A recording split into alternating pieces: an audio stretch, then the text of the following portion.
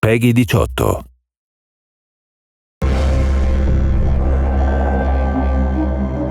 We're really just excited about doing another culture, another city. And so that's why we wanted to move down to Karnaca. My wish was to go at the edge of this world in a city where the sun is impacting a lot the mood. And it was allowing us to create some weird atmosphere and to twist things.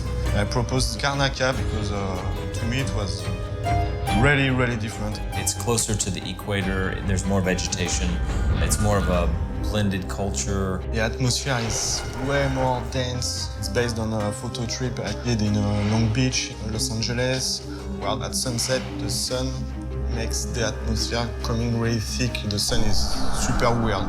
As we talk about the dances, the foods, the songs, the different weather, how wealthy people would go take in the sun on the beach to sort of cure their maladies. One of the things we also talked about was the demographic of where the various people came from. It's really important to build the history of a city. So we started 2 centuries before the action takes place. In my imagination, there were natives on this island. And then I imagined a wave of settlers from Morley, which is an island that we never visited in Dishonored. These are these tall, blonde guys. They are bulky. They've started a small village with the natives. We decided to bring some people from Bristol, from Dunwall. They split the island in 2, making a huge canal. It was making a direct link to Dunwall. That means people from different countries working together, fighting together.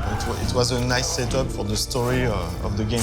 So we were done with the shape, the land mass around the city. It was time to bring this industrial flavor that everyone was in love with in Dishonored 1. I was pushing to have something really unique.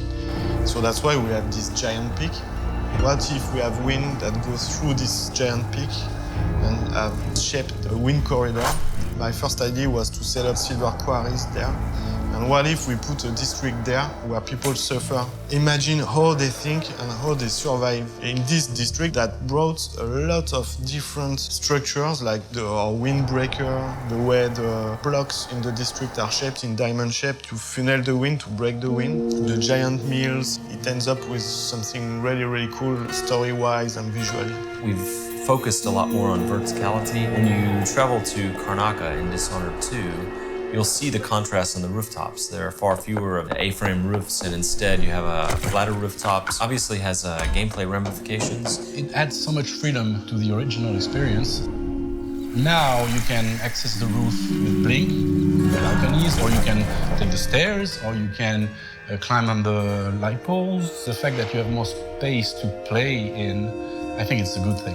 One thing that I like to think about Dishonored 2 and Dishonored in general is that some people have labeled it as a stealth game, an action game, but I think it's even more than that. It has some element of an exploration game. It's not only about the fighting, it's not only about the sneaking, it's also about like discovering the space, slowly getting your bearings, orienting yourself in the city, understanding how it works, how the people there live, how they react, different factions.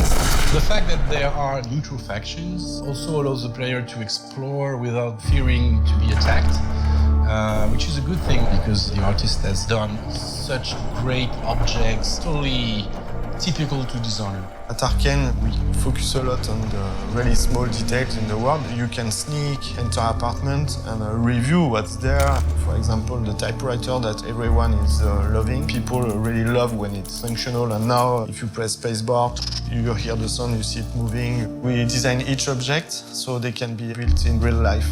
I really think that returning fans and new players will be blown away by the richness of this new city and this world 15 years later.